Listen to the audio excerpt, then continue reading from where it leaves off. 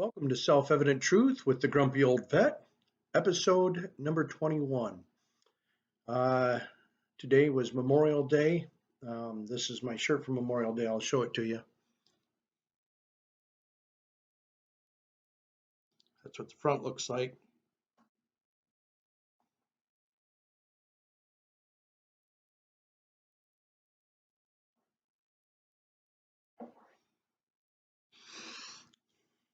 I thought that was a very fitting shirt for Memorial Day.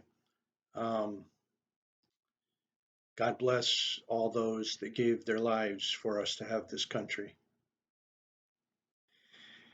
It will probably become very evident very quickly to a lot of citizens that I was forced to file a federal lawsuit on certain elected officials in Hillsdale County. Now, my intent is not to take taxpayers' money. If we had a bonding system the way it should be, these people would have to put skin in the game themselves, and we could go after the bond, and it would not go after the citizens of Hillsdale County. But sadly, when people are doing wrong, you have to do the right thing and bring them to justice. So let's get into that lawsuit just a little bit and what's going on. So I'll put the case number up online. So if anybody would like to look up that lawsuit and read it for themselves, it's a great chronological order of what's been going on in Hillsdale County. But the case number is 1:24-CV-488, just like you see it on the screen there. Again, that's 1:CV-488. So if you go to pacer.com and you put in that case number, that'll come up and you can read the whole 42-page document that I filed. I hated having to do it. I didn't want to. We tried doing things administratively through MIGOP, but Brent Leininger and crew wouldn't have any of it. The problem is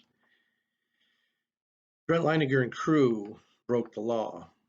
They conspired when two or more conspire to deprive someone of their rights under the color of law becomes a criminal offense. It's no longer just a civil offense, it's a criminal offense. And so if you look on that lawsuit and you go down to count number 9, I cite a USC 18 code, which is the United States Penal Code, Criminal Code. And so when two or more conspire to deprive someone of their constitutional rights under the color of law, it's a criminal offense. So when I filed that, it went before Honorable Paul L. Maloney, and he sent an order out on May 10th, and that order says, I'll put it up on the screen here, says it is ordered that under 28 USC subsection 636 and Western District, Michigan, Local Civil Court Rules number 72, this case is referred to Magistrate Judge Sally J. Behrens for handling of all matters under subsection 636A and subsection 636B1A, and for submission of recommendations on dispositive motions under subsection 636B1B. Now, what this means is, and I'll pull up, now Local Court Rule 72 just basically says that if there's any criminal counts to the civil case, if there's anything criminal, the criminal counts have to be taken care of first before it goes to a civil. Now, elected officials can request qualified immunity in civil cases. However, in criminal cases, they're not allowed to have qualified immunity. And so let's get into, I'll pull it up on the screen right now. Um, I'll pull up the um, Court Rule 636 up on screen right now. It says jurisdiction, powers, and temporary assignment. Now remember, under the order, we're under 636A. Now 636A has 1 through 4 in it. Let's go through 636A. It says each United States magistrate serving under this chapter shall have within the territory jurisdiction prescribed by his appointment, 1. All powers and duties conferred or imposed upon United States commissioners by law or by the rules of criminal procedure for the United States District Courts. 2. The power to administer oaths and affirmations, issue orders pursuant to Section 3142 of Title 18 concerning release of or detention of persons pending trial, and take acknowledgments, affidavits, and depositions. 3. The power to conduct trials under Section 3401, Title 18, United States Code in conformity with and subject to the limitations of that section. And 4, the power to enter a sentence for a misdemeanor or infraction with the consent of the parties. So basically, Honorable Magistrate Judge Sally J. Behrens, under 636A, has the jurisdiction and power and temporary assignment to deal with either get depositions, oaths of affirmation, to dig into the criminal count to find out if there is charges there, and if there is, she has the ability to prosecute them under 3142. Now, under 3401 in subsection 3 there, 3401 deals with pre-trial detainees and pre-trial, so probation, whether they're released on their own recognizance, whether they have to pay a bond, any of that stuff, but also whether they'll have to give a DNA sample as a condition of that, and what their probation is. So then it says, and 636B1A, and for so handling of all matters, and 636B1A, and for submission of recommendations. Okay, so B1A says, notwithstanding any provision of law to the contrary, a judge may designate a magistrate to hear and determine any pretrial matter pending before the court. Now remember, Court Rule 72, Local Court Rule 72, says that the criminal count has to be taken care of before it can go to civil. So pending before the court, accept a motion for injunctive relief for judgment on the pleadings for summary judgment to dismiss or quash an indictment or information made by the defendants to suppress evidence in a criminal case, to dismiss or to permit maintenance of a class action, to dismiss for failure to state a claim upon which relief can be granted, and to involuntarily dismiss an action. A judge of the court may reconsider any pretrial matter under this subparagraph A, where it has been shown that the magistrate's order is clearly erroneous or contrary to law. And then it says that the Honorable Sally J. Behrens can make recommendations on dispositive motions under 636B1B. And B1B says a judge may also designate a magistrate to conduct hearings, including evidentiary hearings, and to submit to a judge of the court proposed findings of fact and recommendations for the disposition by a judge of the court of any motion except in subparagraph A of applications for post-trial relief made by individuals convicted of criminal offenses and of prisoner petitions challenging conditions of confinement. So this is actually going to be investigated criminally first. And there was a crime. If 2 or more people conspire to deprive someone of their constitutional rights under the color of law, it's a crime. Now, a 1983 lawsuit is deprivation of rights under the color of law. And that's exactly what these people did, using their elected positions to do so. Now, the first thing we have to do is we have to decide whether these people tell the truth or not.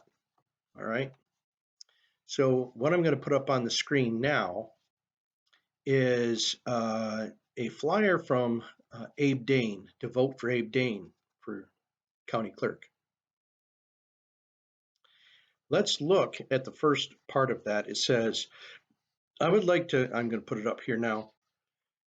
I would like to go on record as endorsing my chief deputy, Abe Dane, for office of county clerk. Abe has worked effectively since January 2021. He is a graduate of Hillsdale College with a BA in history. In addition, he is a lifelong resident of Hillsdale County, married to Rebecca, 11 years with 3 children, and currently serves on the Litchfield City Council. Abe has an excellent working knowledge of elections. He is honest, reliable, and willing to work the long hours needed for the position. But most importantly, Abe is a man of strong Christian faith. I wholeheartedly believe Abe is the person best qualified to be our next county clerk. Signed, Marnie Cast, Hillsdale County Clerk. Okay. Now, Abe had this done prior to this letter that I'm going to show you. Someone said, good afternoon, Marnie. I wasn't sure, but I figured it wouldn't hurt to ask, so here it goes. I'm running for this position and precinct delegate. Would it be possible to get a written endorsement? I'm a current precinct delegate for the Republican Party. If you could do this for me, I would greatly appreciate it, and if not, I understand. If you do, I could pick it up when I'm at the courthouse, or you could email it to me. So, this person who is running for a position, running for an office, and running for precinct delegate was wondering, because she works with Marnie quite often, if Marnie would give her an endorsement. Here's Marnie's response. I'll put it up on the screen. Hi, this person. While I appreciate you thinking of me for an endorsement, pay very close attention to this next part that I've got underlined in red. I have never endorsed any candidate, as I need to remain neutral on any candidate race based on my position with the election process. Again, thank you for thinking of me. Now, Marnie was correct. Under Michigan compiled law 50.62 and 50.64, she has to be completely impartial, and because she is an election official and she's the clerk of the courts. However, I think we have a problem here. Here we have an obvious endorsement by Marnie Cast and a letter written by Marnie Cast that she says, I have never endorsed a candidate. Well, both of those two things can't be true, now can they? So I think that proves that Marnie is a liar in that case. She straight up lied in that case. Well, if she lied about that, what else has she lied about? Or what else is she involved with?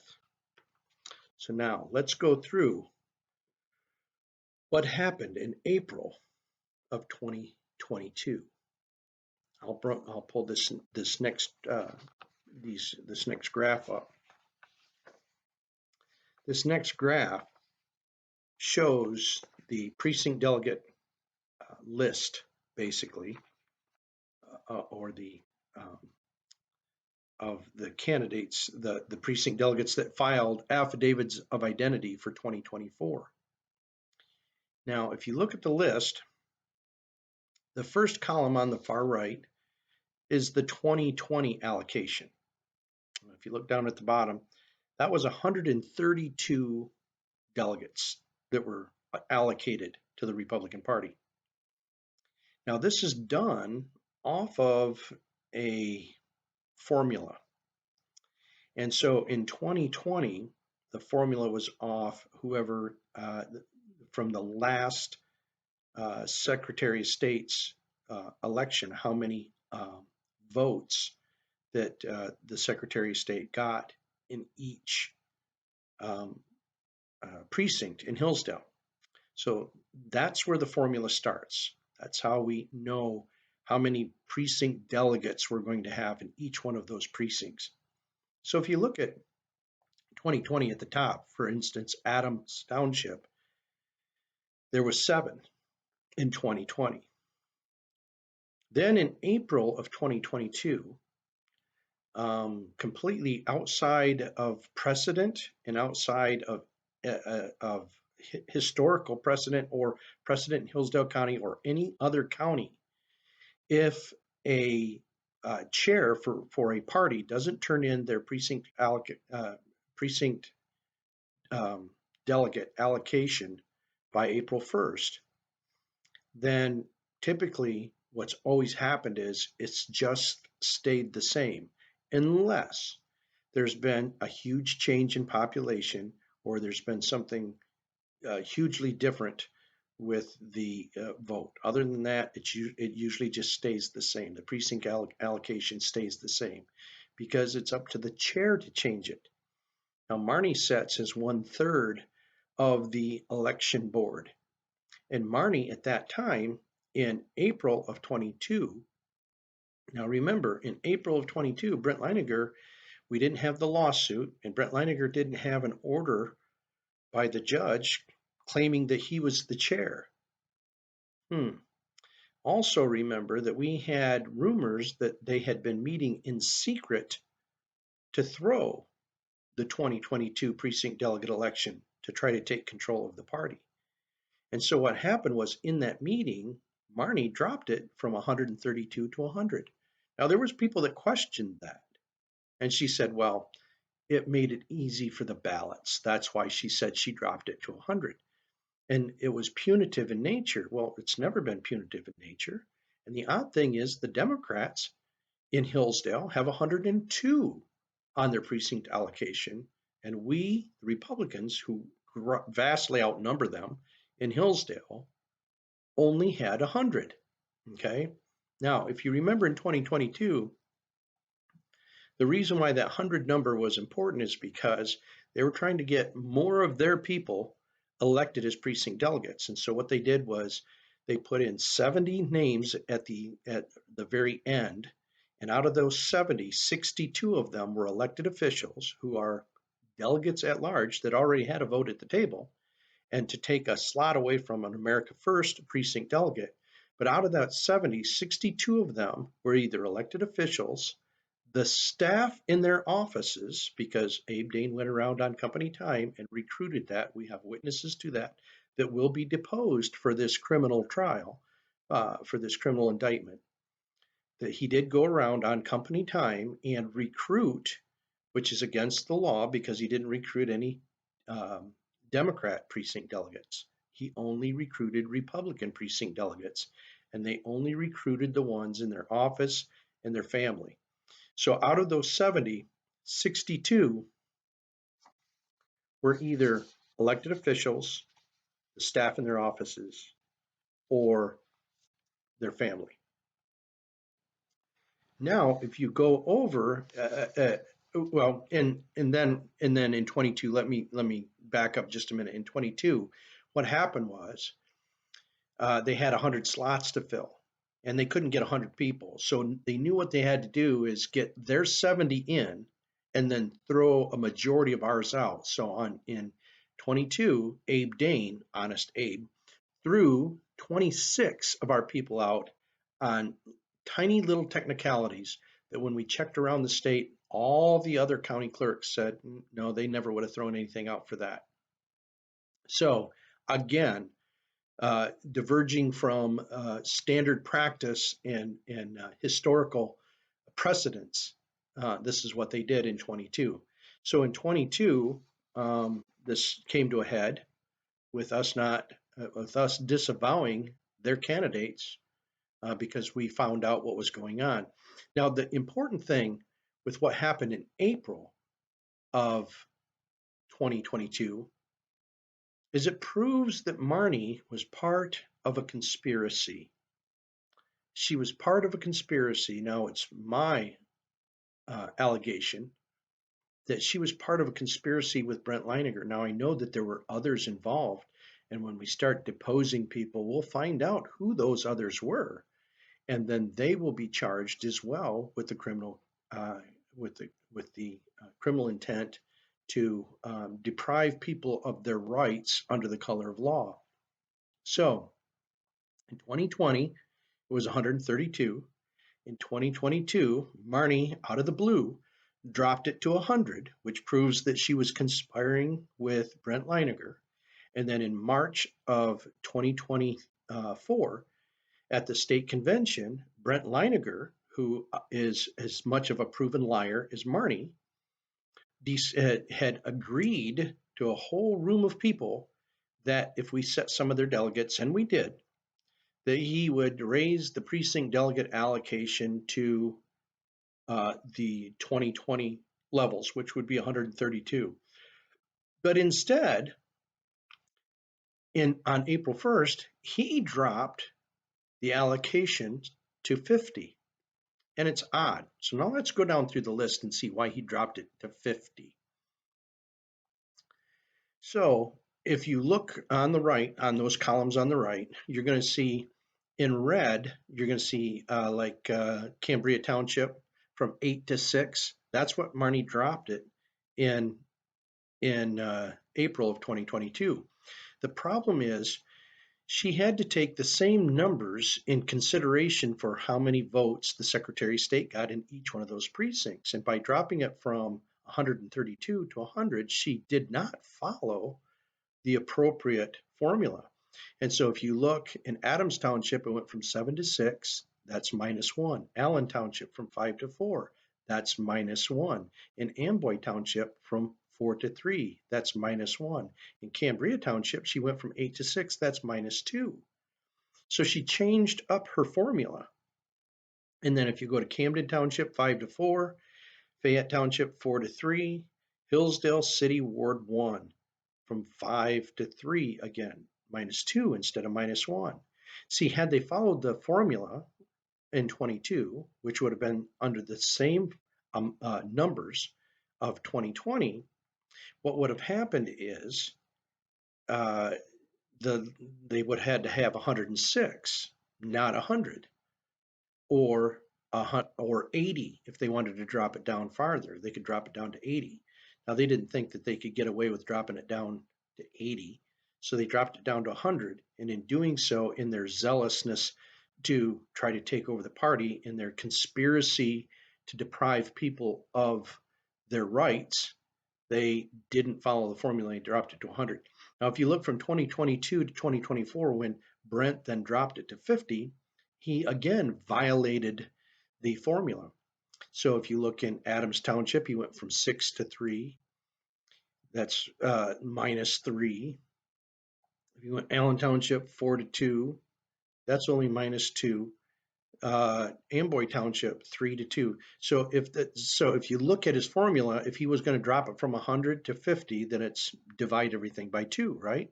So 6 would divide by 2 to 3. 4 would divide by 2 to 2. The problem is he runs into a problem when he gets into the odd numbers like 3 and 5. So if you look in Amboy Township, the number's 3, divide that by 2, that's 1.5. You can't have a half a delegate. So you either have to round up or you have to round down. Now, whatever you do, because it has to be apportioned, whatever you do in one precinct, you have to do in all of the precincts. So if he's going to take 3 divide by 2, that gives 1.5. And then if he's going to round up to 2, then he has to round up in all of the precincts, right? But he didn't. So Amboy Township, it goes from 3 to 2. And then if you go down to Fayette Township, that's a 3. 3 divided by 2 is 1.5. He's got that to 1. He dropped it to 1. And then if you look at Hillsdale City Ward 1, he did the same thing. 3 drops to 1 instead of 2. And then in Hillsdale Township from 5 to 3, right? So he's not rounding up or rounding down by apportionment like he's supposed to. Okay. So now let's look at the names and see what's different here. So if you look at the key down at the bottom, on the left there under the America First, those are all the names that we submitted under affidavits of identity for precinct delegates. There's 61 people there. Now, out of those people, if you look at the green, those are either paid members or they show up 80% of the time to our meetings. So they either have 80% or higher attendance rate with our meetings, or they're paid members. And uh, let me just say, even the paid members, everybody that's in green there shows up either 100, between 80 to 100% of the time at our meetings. Then if you look at the right under the old guard, the names in blue have never been precinct delegates or attended meetings. I mean, they've just never shown up ever. And so if you look down through there, you can see they've just never showed up to meetings, or if they did, they came to one special meeting. And now, mind you, I've been going to the meetings for 10 years. And I think like Shelley Wiley, I've only seen her once, and I didn't completely see her because she was wearing a mask. Because remember, it was during the COVID thing, and everybody's scared to death to die. And of course, when somebody else stood up and said something about that, she wanted to know where they got their medical degree. Um, and now we know that's all hooey. So, but anyway, I digress. Let's go back on the blue. These are people that have never or on a very rare occasion have ever showed up for a party meeting. And then we go to the pink. These are current or former elected officials that almost never came to a meeting or rarely came to a meeting. Like Mark Wiley, he came with his wife that one time. Scott Hodshire, he was never involved in the party ever until he got elected. And then when he got elected, he never wanted to come to the America First Party. But when the lawsuit went on, and he was part of the conspiracy, part of the collusion, when they decided to sue us, then all of a sudden he was showing up all the time over to Brent Leiniger's meeting. But he would never come to a meeting before that. Isn't that odd? He was running as a Republican in 2020, but he was never a party member. He never benefited the party at all, never showed up, never did anything for the party. Um, we go down through here. Jeremiah Hodshire, he was an illegal undersheriff for 10 years, had every opportunity to be involved in the party, never was. If we go over to Pittsford Township, you got Stanley Burkhart. He was sheriff for 24 years, never wanted to be part of the party. He's been retired for 8 years. Now all of a sudden, he just has to be a precinct delegate. Well, you can see what's going on here, right? So if you look at the 2024 allocation, like in Adams Township, there's three. Well, you got Beth Caswell, Bruce Caswell, and Lauren Fink. Oddly enough, they had exactly three people, and they're all people with county-wide recognizable names. Bureaucrats are the new monarchy, and so these are what I call monarch names. So they made sure they got the monarch names in there so that they would have the best chance to have their people elected, because they know the electorate is going to vote for names they recognize, not necessarily names that they know what the character of the person is, but names that they recognize. And so this is why they've done what they've done. And then when we come down to Allen Township too, well, there you go, Mark Wiley and Shelley Wiley. Mark Wiley's the board of commissioner, is the chairman of the board of commissioners for the county commissioners. You come down to Cambria Township, there's three. Well, look at there, the Lloyd Hoysers and Newcomb. Well, who doesn't remember the Judge Newcomb name? And then, of course, Camden Township, you got Scott Hodshire in there. So you got two of their picks. Fayette Township, Julie Games, the same person that believes in gun control and abortion. Two very prominent Republican principles. And Ruth Brown in Hillsdale City Ward 2. one. There's only one there, and she's there. Well, Ruth Brown, the same woman that, as the secretary of the Republican Party, was proud that she'd voted for Hillary Clinton and Gretchen Whitmer. Yeah, that's something you want on your party. Now, when you get down to Hillsdale City Ward 3, you've got Michael Clark and Steve Veer. Now, they're in white because they've always been involved in the party, and I have no problem with that. They've always been involved in the party. But you got Scott Sessions there. That was a wild card. They didn't know that Scott Sessions was going to do that in two. That's a wild card. He's not on our side, but I put him on their side because he's definitely not on our side. He's never come to one of our meetings ever. And then if you look in Hillsdale Township, they've got three: Jeremy Adams, Jeremiah Hodger, of course, and Ken Josnek. And then you got Nelson Ray and Rochelle Ray.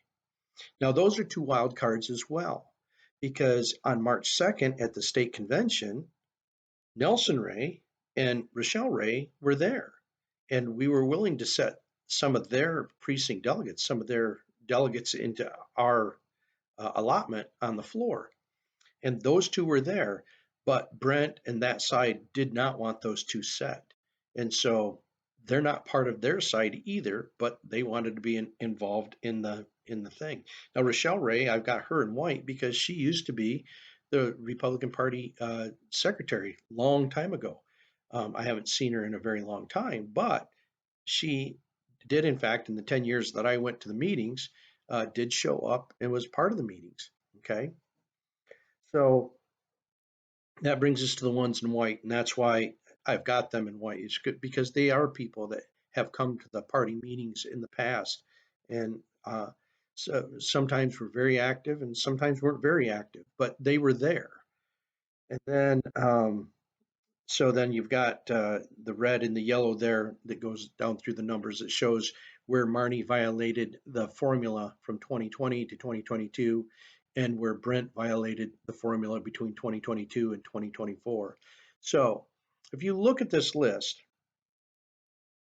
if you look at how many applications of identity they have for 2024, it's 53. Now remember I said the three wildcards, Session and the two Rays, those were wild cards. Other than that, they would have had exactly 50. So do you see why Brent violated the formula and made it 50? Because he picked how many precinct delegates he wanted in each precinct by who he had running there, and so that they could take the party over. And this way they could do it without having to throw people out like they did in 2022, because that might raise a few eyebrows and a little bit of suggestion. But the fact of the matter is, this proves right here. Now we've got 61 running, they have 53 running. If you take the total, it's 114 people running for precinct delegate. Now, if they'd have moved it up to the 2020 allocation, which was 132, most of these people would have been able to be in and shape the party and be involved. These are people, if they want to be involved, then let them be involved. Let them be part of the party, right? I remember in 2020, there was a big to do, and everybody came, and I had to listen to speeches from Eric Lloydhäuser and the likes of Mike Shirkey on how, well, if people wanted to be involved, they should be allowed to be involved, and that should happen at the ballot box. Well, there you go. They say one thing and they do something completely different. So not only are they proven liars, but they're also hypocrites, absolute 100% hypocrites. So what I'm going to do now is I'm going to pull up on the screen the Hillsdale County Republican Executive Committee precinct delegate allocation request. Now, this is what we did by the formula that MIGOP tells us that we have to do, and it's also part of the election law, what the formula is. So we've got, let me put it up for you right now. So we have Hillsdale City Ward 1. There was 361 people that voted for Secretary of State out of that precinct. So if you divide that by 100, you get 3.61. If you round up, it gives you 4. So if you add 2, that gives you 6. So you see the formula? It's apportioned. If we divide by 100, we round up on all of them, and then we add 2 on all precincts.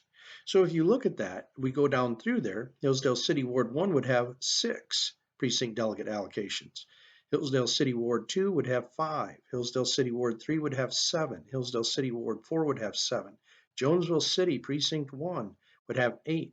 Litchfield City would have 6. Reading City would have 4. Adams Township would have 10. Allen Township would have 8, and so on and so on and so on. All right. So what's wrong with those numbers? Why don't we use those numbers? Well, we don't want to use those numbers because it's not about having a fair and honest election. It's not about a fair and honest election. And here's why. Marnie Cast is a proven liar. I just proved it to you that she's a liar. In her own words, she's a liar.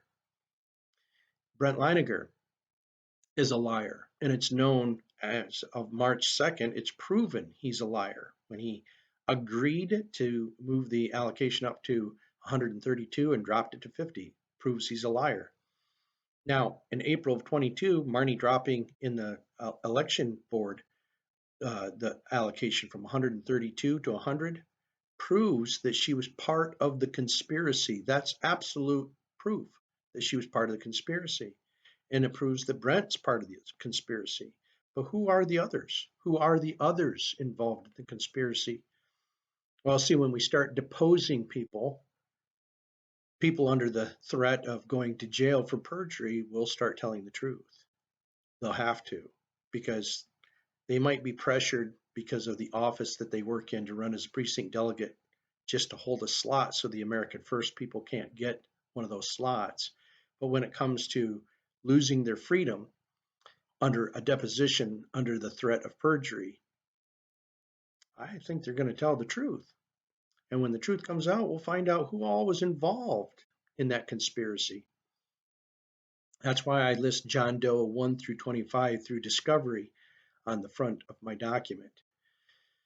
Because we know for a fact that Marnie and Brent conspired. And all it takes is 2 or more to conspire to deprive people of their rights under the color of law. And they used their elected positions to do that, to conspire, to fix the precinct delegate election in 2024. Well, if that's the case, what other elections are they fixing? What other elections are they fixing in Hillsdale? Now, I'm not suggesting that you shouldn't vote, but what I'm suggesting is make sure who you're voting for and hold your elected officials' feet to the fire once you elect them. You don't just go to the polls and vote for them. Show up. Show up at all the meetings, show up where they're at, hold their feet to the fire. This is what needs to happen, and it hasn't. And it's sad on a day that we honor those that have fallen to maintain this republic of liberty that our founding fathers gave us, that so many men and women have died, given the ultimate sacrifice for us, that we would have people in our elected positions that are doing this. It just sickens me to the core. So, August 6th, vet your candidates and make sure you know who you're voting for. And we'll see what happens in this criminal trial, and we'll see what happens in the civil trial. And until then, may God bless Hillsdale. May God bless your family. And may God bless America.